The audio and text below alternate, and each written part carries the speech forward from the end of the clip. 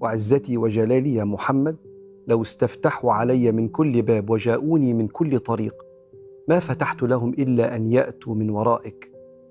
أيوة، سيدنا النبي عليه الصلاة والسلام هو أغلى مخلوق على ربنا في الدنيا والآخرة، وحب سيدنا محمد عليه الصلاة والسلام هو بابنا الأعظم.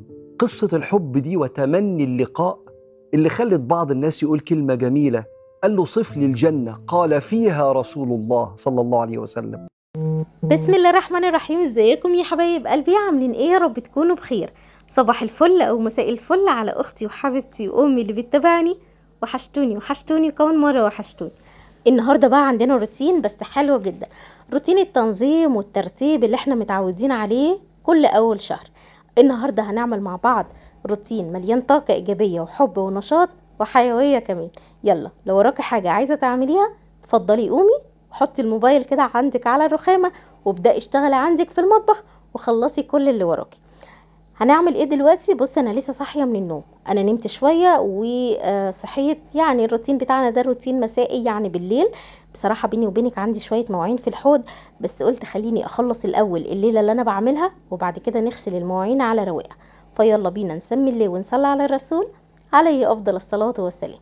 حبيت ان انا اجهز كل حاجه قدامي علشان خاطر انظم وارتب براحتي. طبعا انتوا عارفين الحاجات اللي انا جبتها من المشتريات من ساعه ما انا جبتها وانا حطاها جوه دولاب المطبخ وعماله استخدم منها، وحاسه ان انا محتاسه وتايهه كده وسط الحاجات. فقلت لا، مفيش مفر بقى، احنا هنفضل كل يوم نقول بكره وبعده لحد ما الدنيا تبقى شكلها مش لطيف خالص وتسد نفسنا عن شغل المطبخ. لا، خلينا نرتب وننظم كل حاجه. وطبعا امبارح انا غسلت معاكم العلب ديت، والعلب دي سعرها مش غالي خالص لان اتسألت عليها على فكرة. يعني مش شرط تجيبي من محل تكون معروف، لا، ممكن من محل يكون بيبيع بلاستيكات في سوق الخضار، هتلاقي عنده علب بلاستيك برضو حلوة، الجودة بتاعتها كويسة، اسعارها في متناول الجميع، اي حد يقدر يشتريها. تمام. تقدري بقى اللي انت تنظمي فيها الحاجه بتاعتك ديت. حتى كمان لو الظروف ما تسمحش اللي انت تجيبي علب، ممكن تستخدمي العلب اللي انت بتجيبي فيها حاجات وبعد كده بتخلص، زي مثلا علبة الطحينة، زي علبة الحلاوة، زي البطرمان بتاع الصلصة، زي البطرمانات اللي هي بتاعة الورق العنب والمربى والحاجات ديت. بتبقى احجامها حلوة، واحنا كستات بنحب نحافظ على الحاجات ديت قوي يعني. بتنفع، حتى لو تقولي لا مش هتنفع، لا بتنفع والله. بس يعني لو قعدت عندك حوالي اكتر من 3 شهور وانتي ما استخدمتهاش، لازم تخلصي منها علشان خاطر الكركبه ديت هي اللي بتخلي المطبخ شكله مش لطيف. فبنحاول على قد ما نقدر اللي احنا نظبط الدنيا. وكمان العلبه اللي انا بفضي فيها العدس دي سعرها تقريبا كده 10 جنيه، ممكن نقول غليت شويه بقت ب15. يعني لو كل فتره اشتريتيلك علبتين مش هيأثروا على مصروف البيت خالص، وفي الاخر هتلاقيكي نظمتي دولاب المطبخ عندك والشكل العام بقى حلو جدا، وحسيتي بارتياح نفسي شويه. طبعا العلب ديت لما بتتغسل بترجع جديده ونظيفه وزي الفل زي ما انتوا شفتوا كده معايا. انا فضيت بقى فضيت البهارات بتاعه الفراخ في العلبه بتاعتها. كنت جايبه قرفه عيدان، فضيتها بقسماط، هنا كاكاو اسباني برضو فضيته، وكمان فضيت بس قولولي الاول، هو الكاكاو الاسباني بيكون غامق قوي ولا فاتح شويه؟ هستنى الرد بتاعكم دوت ضروري بالله عليكم. كمان فضيت العدس، وهنا كنت جايبه الشهر اللي فات كيس كده من الخميره اللي هو نص كيلو. بصراحه حلو قوي، بيوفر معايا جامد جدا من ساعه ما بدات اللي انا اجيب الخميره كميه كبيره كده. وكمان البيكنج باودر العلبه الكبيره بجد وفرت معايا كتير جدا. لو بتستهلكي الحاجات دي كتير هاتيلك العلبه ديت وهاتيلك الخميره النص كيلو واحتفظي بيها في التلاجة طول ما الجو حر. انا بقى حر مش حر برضو بحتفظ بيها في التلاجة، سواء مثلا الخميرة، البيكنج باودر، الكاكاو، كمان اللبن البودر، البقسماط، كل الحاجات دي بحتفظ بيها في التلاجة. عندي الدرج اللي هو في التلاجة من فوق خالص، الدرج ده مش بستخدمه في حاجة ليه علاقة يعني بالاستخدام اليومي، فببقى محتفظة بالحاجات ديت جواه. كمان بحط لو عندي شوية مكسرات، جوزة الهند، زبيب، برضو بحتفظ بيها في المكان دوت كده. على فكرة الجو حر مش حر الحاجة ممكن تبوظ معاكي من قلة الاستخدام. يعني ساعات كتير نجيب حاجة وتقعد عندنا فترة طويلة وما نستخدمهاش. لكن لما بتبقي محتفظة بيها في التلاجة ولو حاسة اللي هي زيادة شوية والكمية بتاعتها كبيرة مش هتستخدميها في الشهر ده وهتقعد معاكي حوالي شهرين 3 4، ممكن تحتفظي بالحاجات ديت في الفريزر، مش هيحصل لها اي حاجة خالص. هنا كمان فضيت كمان الحلبة، وكان عندي بقى شكارة رز كده فضيتها بقى، كنت مفضياه في جردل كبير، والجردل انا حطاه بعيد عن استخداماتي. وطبعا بحتفظ بقى بالرز ازاي، بتحتفظي بيه اللي انت تحطي شويه ملح حلوين كده وتقلبيهم في قلبيه، وورقتين كده من ورق اللورة. طبعا لما بتكوني جايبه كميه كبيره. انا هنا فضيت في العلبه دي اللي هو الاستهلاك اليومي بتاعي علشان خاطر يكون تحت ايديا. كمان عندي علبة السكر دي انا لسه كنت غسلاها، بس هم فضوا كيس سكر فيها، يعني انا غسلتها وسبتها تنشف. لما صحيت من النوم لقيتهم مفضيين فيها كيس سكر، فقلت اكمل بقى بقية الكمية. من ساعة ما البطرمان اتكسر مني بتاع السكر وانا حطيت السكر في العلبة دي، بصراحة مريحاني. اي نعم شكلها مش لطيف خالص على الرخامة، لكن اهي شغالة معانا. عقبال ما اجيب طقم توابل بقى كده او طقم سكر يعني وشاي وقهوة يكون شكله حلو احطه على الرخامة. هنا بقى العلبة دي بتاعت الشعرية. طبعا انتوا عارفين انا بشتري الشعرية والمكرونات يعتبر من اول السنة وانا بشتريهم بالجملة. فدي بقية الشكارة بتاعت الشعرية. قد ايه الموضوع دوت مريحني جدا، وبحاول ان انا اقول لكم عليه كل مرة عشان اشجعكم وتعملوه. بصراحة حلو جدا، والمكرونة مش بتعجن ولا بتتكسر ولا بينزل منها نشا كتير زي ما ناس كتير متخيلة. لا، الشعرية موجودة عندنا طول الوقت. تعملي بقى منها عزية، تعملي منها شعرية باللبن، تعملي بقى شعرية كده شوية شعرية لسان عصفور زي لسان العصفور يعني، رز بالشعرية. بصراحة الموضوع مريحني قوي من ساعة ما جبتها جملة وانا مرتاحة. بقيت لما اروح السوبر ماركت ما ببصش على اسعار المكرونات، ما اعرفش اسعار المكرونات ايه دلوقتي. ففعلا الواحد لما بيجيب الحاجة جملة حتى لو الظروف ما بتسمحش، بس انا عارفة اللي فعلا لو الظروف ما بتسمحش الست البيت الجدعة الشاطرة اللي بتعرف تدبق من هنا وتدبق من هنا وتجيب الحاجة جملة، قد ايه بتبقي مرتاحة جدا. والحاجة لما بتبقى في البيت بيبقى عمران خير. لو ما فيش لحم وما فيش فراخ بتقومي تعملي شوية رز وعدس، بتقومي تعملي شوية مكرونة، بتقومي تحمري وحدتين بطاطس او تسلقيهم لو ما فيش زيت، وهكذا. فالموضوع بالنسبة لي انا مريح جدا عن لما تشتري كده فرداني. طبعا في حاجات ينفع تجيبيها فرداني وفي حاجات بتتجاب جمله بيبقى غصب عنك لازم تجيبيها فرداني، لان طبعا مش هتروحي تشتري يعني كميات كبيره من حاجات تانية يعني. بس لو بيت عيله بنصحك ان انت تعملي كده والله، او لو حتى اسره بسيطه يعني. دلوقتي الحاجه بقت اسعارها ضعف، فبنحاول على قد ما نقدر اللي هو ممكن على يعني لعل وعسى كده الاسعار في الجمله بتكون اوفر واحسن، وكمان الكميه بتقعد معاكي فتره طويله. هنا كمان الباكيته بتاعه الملح، ملح نونو ده ملح بيبي ها. فضيتها في العلبه ديت كده. وكنت جايباها ب15 جنيه، بصراحه عجبتني قوي اول ما شفتها. لما بتنزلي بتتسوقي في اماكن شعبيه بيلفت انتباهك حاجات كتير انت ممكن تكونيش واخده بالك منها، غير لما بتروحي السوبر ماركت. فاهمين قصدي طبعا. وطبعا لقيت ناس كتير بتأيدني في النقطه ديت. تحسي بارتياح نفسي، تحسي ان انت كده في انتعاش، عارفين اللي هو ايه، انا مبسوطه.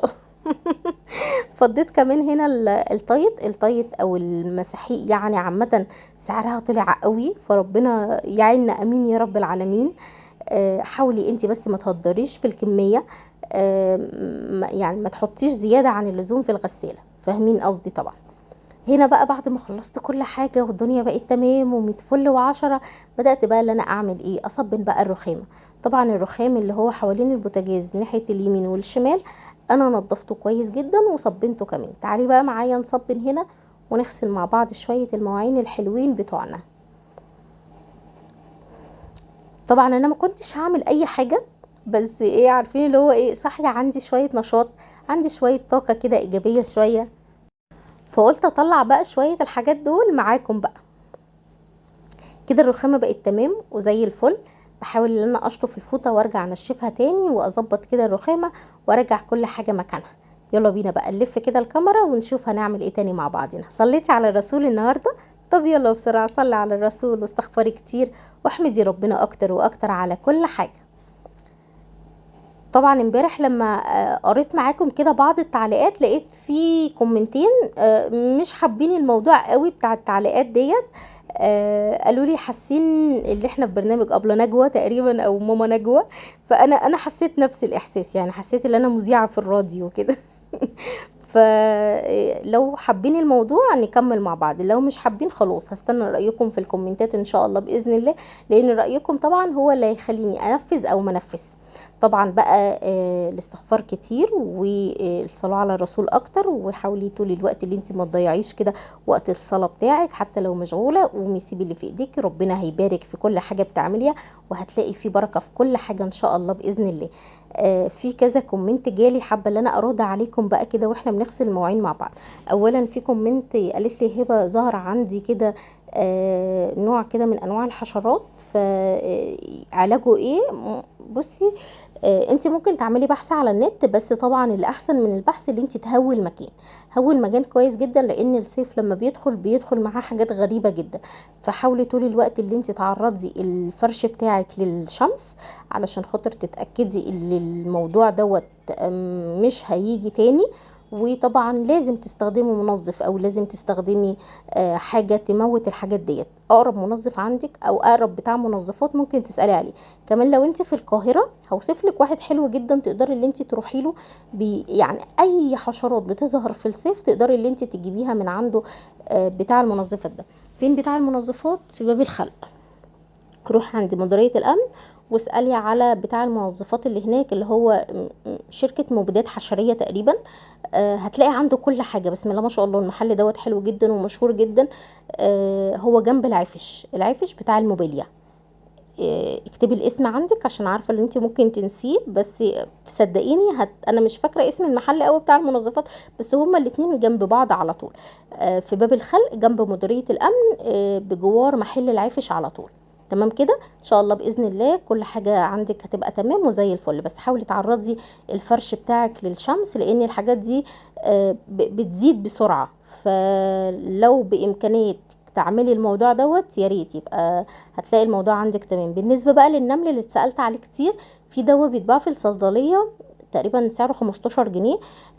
انت لو رحت الصيدليه سالت عليه هيديهولك على طول، لان الصيدلي بيبقى عارف. الدواء دوت انت بتجيبيه وتخففيه في ميه، في بخاخه بقى، وترشي في الاماكن اللي موجود فيها نمل. صدقيني مش هتلاقي نمل خالص موجوده عندك في البيت، والبيت هيكون عندك نظيف وزي الفل طول الوقت.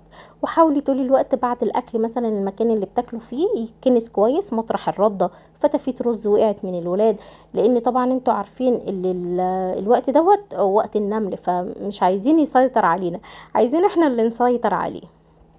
فخير ان شاء الله باذن الله. هنا خلاص كنت خلصت كميه المواعين الحمد لله، وخليت الدنيا تمام، وطبعا المكان حواليا نظيف الحمد لله.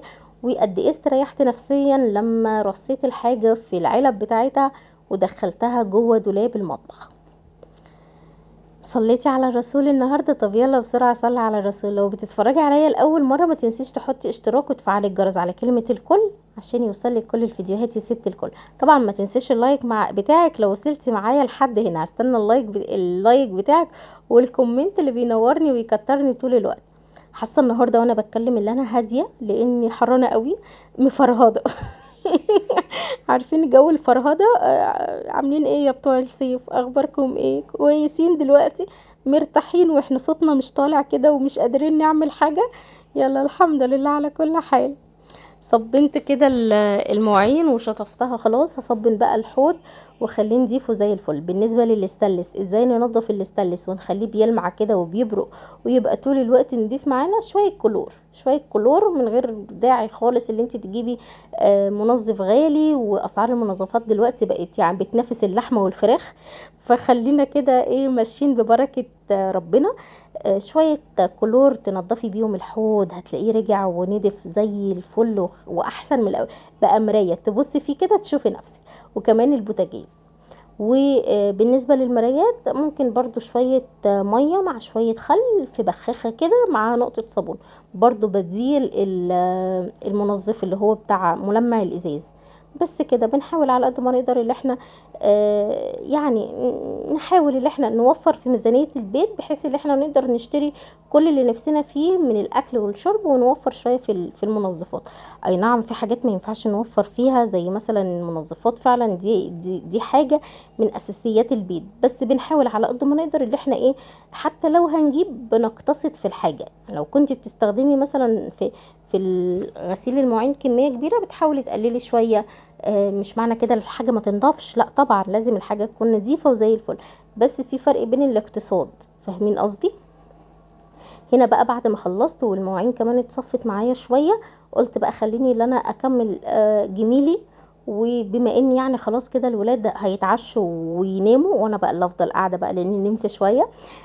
فرصيت بقى المعالق، وقلت ارص هنا كمان الحلل، واظبط بقى الدرج دوت، لان الدرج دوت مش متظبط خالص، وكمان الدرج التاني بقى دوت كل ما افتحه اتضايق قوي، ابقى عايزه منه حاجه بوصل، يعني الحمد لله بوصل ان انا اجيب الحاجه، بس بحس ان انا ايه تايهه كده وانا بدور، مش ايديا بتروح على الحاجه اجيبها. انا بحب لما احط حاجه في الظرف المطبخ، او حتى في الدولاب عندي في اوضه النوم، او الحاجات بتاعتي الشخصيه، ابقى انا عارفه ده مكانه فين وده مكانه فين، من غير ما ببص على الحاجه بمد ايديا واروح جايبه الحاجه. دي من الحاجات اللي انا بحبها قوي. لكن لما بيكون في كذا ايد بتنكش، دي بقى انا بتضايق منها، لان طبعا كذا ايد بتنكش يبقى انت مش هتحطي الحاجه في المكان، او هي الايد ديت مش هتحطي الحاجه في المكان اللي انت متعوده عليه. فاهمه قصدي؟ الدرج اللي انا هفتحه دلوقتي ده كذا حد نكش فيه، فلما نكشوا في الدرج انا حسيت ان الموضوع بقى بالنسبه لي مش لطيف خالص، مش عارفه اوصل لمكان الحاجه. فهننظمه دلوقتي مع بعض، وحاولي انت كمان تعملي كده، هتلاقي في ارتياح نفسي. لما بيكون كذا ايد في المكان بيبقى مش حاجة مش لطيفة قوي. او عارفة لما بيبقى في كذا ايد بس انت منبهاهم، اللي مثلا ايه المقص اتشال من هنا اللي استخدمه يرجعه تاني، علبة الخياطة اتشالت من هنا فاللي يستخدمها يرجعها تاني، الملقاط تحط في مكانه، الدبابيس تتشال تتحط في مكان. حاجات بسيطة جدا بس والله العظيم بتفرق جدا في نظام البيت، في ترتيب البيت، في الحياة اللي هي موجودة في البيت. انتي ممكن تفتحي الدرج تبقى عارفة ايه اللي موجود جوه الدرج. لكن في عندي بقى كده يعني كذا حد يعني زي عندكم بالظبط، تاخد الحاجة او ياخدوا الحاجة وما يرجعوهاش مكانها. دي اكتر حاجة بتنرفزني، لان انا ببقى شايلة الحاجة، اجي بقى ادور عليها بعد كده ما بلاقيهاش، فببقى متضايقة. هنا بقى ده كده المكان قد ايه مش متنظم، بس تحسي اللي هو متنظم بس متكركب. يعني انا حاطه ايه الاجهزه كلها في مكان واحد كنظام، وكترتيب بقى لا مش مترتب، لان هما كانوا بيعملوا مش عارفه عصير امبارح في الخلاط، فلما غسلوا الخلاط رجعوه لي بالمنظر ده. الحامل بتاع السخن كانت منى قالت لي انا هشيله، فشالته بالمنظر ده. فالموضوع لا مش لطيف، فيلا بينا نرتبه مع بعض وننظم. وانت كمان لو عندك حاجه عايزه تعمليها يلا قومي تشجعي قبل ما الروتين يخلص، لان فاضل خلاص حاجات بسيطه. حطيت بقى الخلاط جنب الشفشق بتاع الخلاط جنب الموتور بتاعه، وكمان حطيت الكبه والكبه الصغيره، حطيت الاتنين فوق بعض ارتفاعهم كويس جدا، مش هيأثر على قفل الدرج ولا فتحه. هنا البلانشات كلها حطاها جنب بعض بالشكل دوت، سواء اللي انا بستخدمها اللي هي بتاعه الفاكهه او الخضار او العاديه. عندي الحامل بتاع السخن دوت مش بيقف، فقررت ان انا ابرمه بالشكل ده.